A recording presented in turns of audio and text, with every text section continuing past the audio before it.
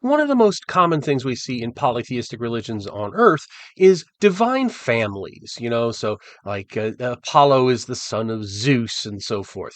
But we don't really see that in Greyhawk except in a few notable instances, and I want to talk about them today on Greyhawk Grognard.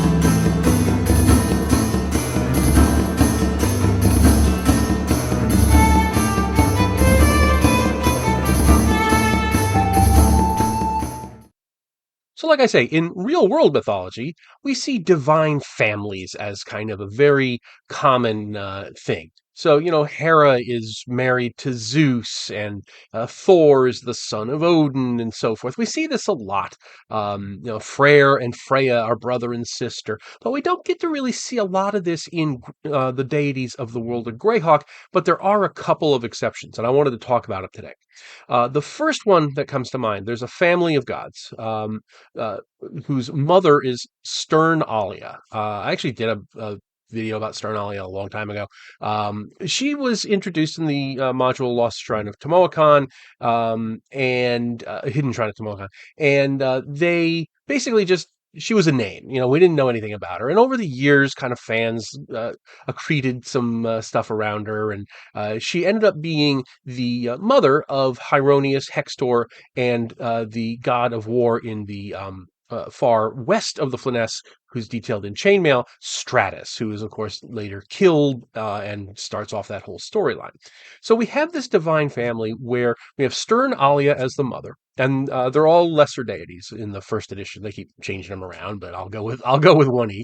Um, and so she's the mother, and Hextor and Hieronius are each half brothers, which means she's their mother, and they each have a different father. We don't know who the fathers are of any of her children.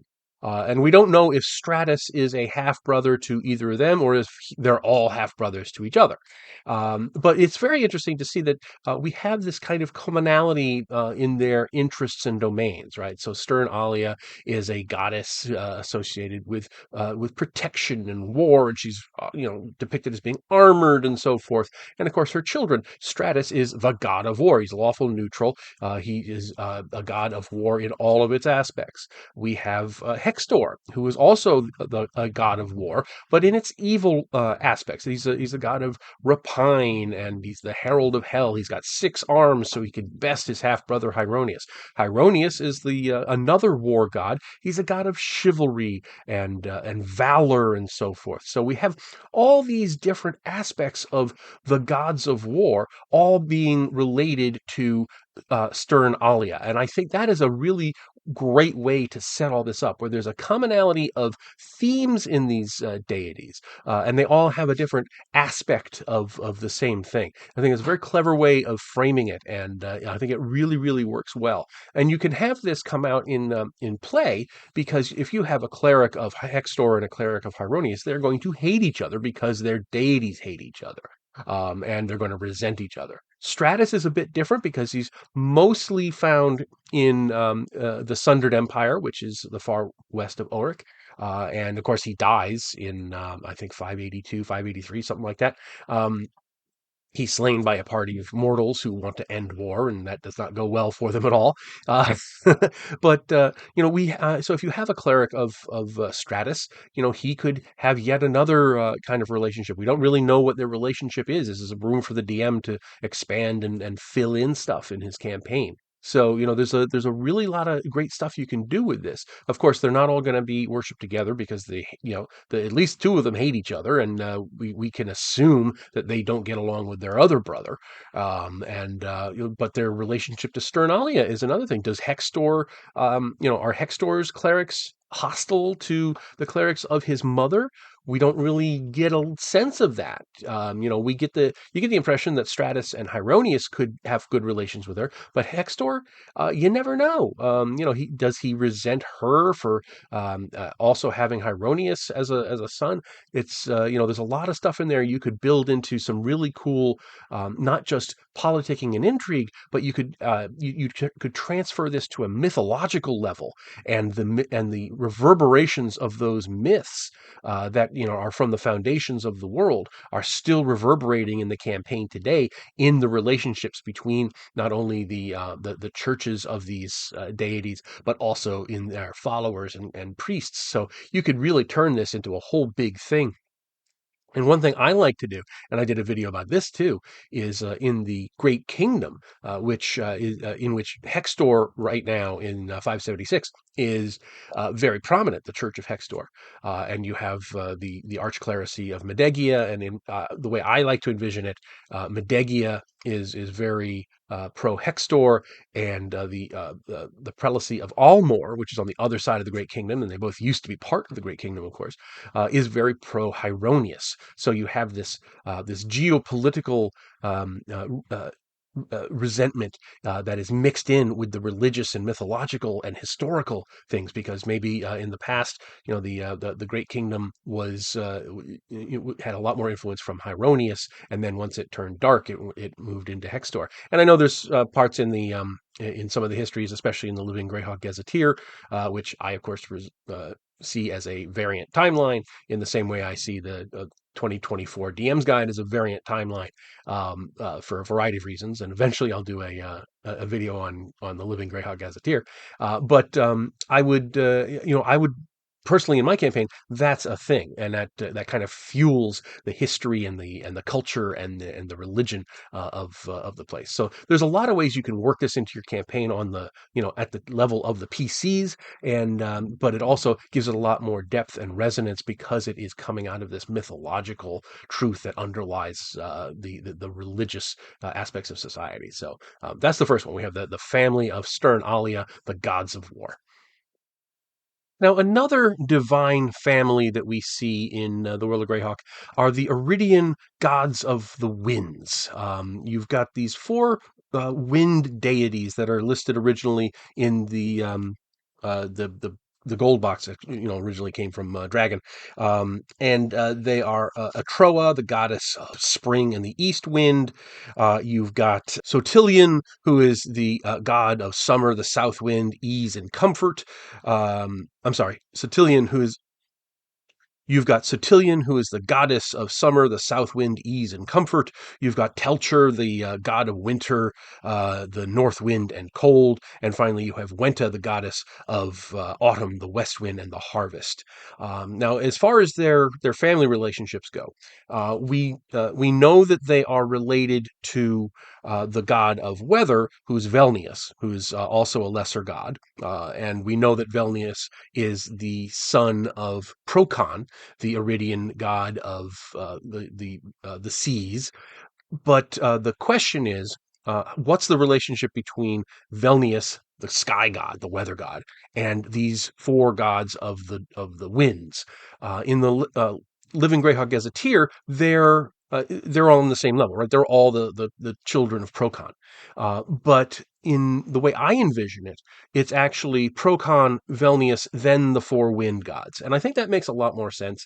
Even though, yes, they are all lesser gods, except for Procon, obviously, who's a greater god.